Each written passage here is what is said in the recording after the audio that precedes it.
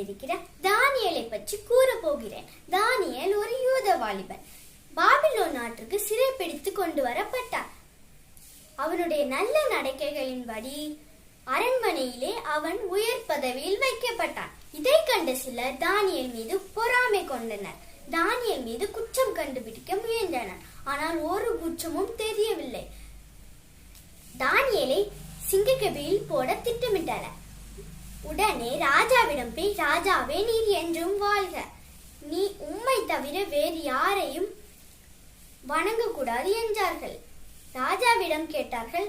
நீர் இந்த ஆணையை பிறப்பிக்க வேண்டும் என்றார். உடனே ராஜா அதற்கு சம்மதித்தார். உடனே ஆணையிட்டார், என்னை தவிர வேறு தேவனையோ மனுஷனையோ யாதொரு காரியத்தை குறித்து விண்ணப்பம் செய்தால் அவன் சிங்கங்களின் கெபியில் போடப்படுவான் என்றார்.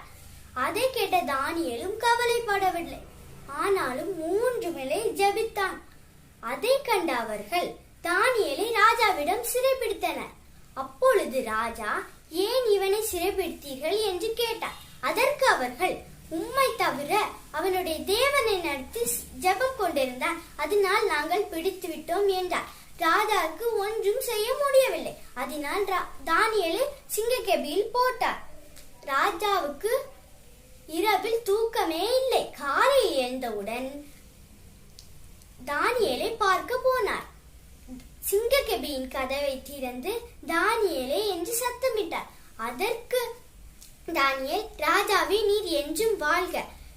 சிங்கங்கள் என்னை சேதப்படுத்தாதபடி கர்த்தர் தன் தூதனை அனுப்பி இவர்கள் இதன் வாயை கெட்டி போட்டார். நான் அவருக்கு முன்பாக குற்றமற்றவனா காணப்பட்டேன் என்றார்.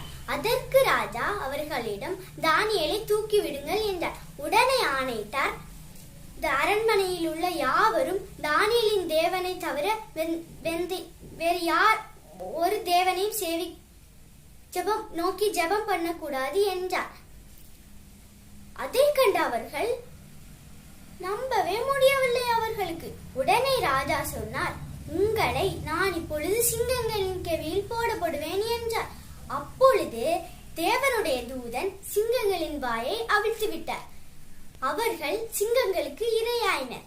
இதே தானியை போலதான் நாமும் இடைவிடாமல் ஜெபம் பண்ண வேண்டும். அப்பொழுது நம்மை ஆண்டவர் ஒருபோதும் கைவிட மாட்டார்.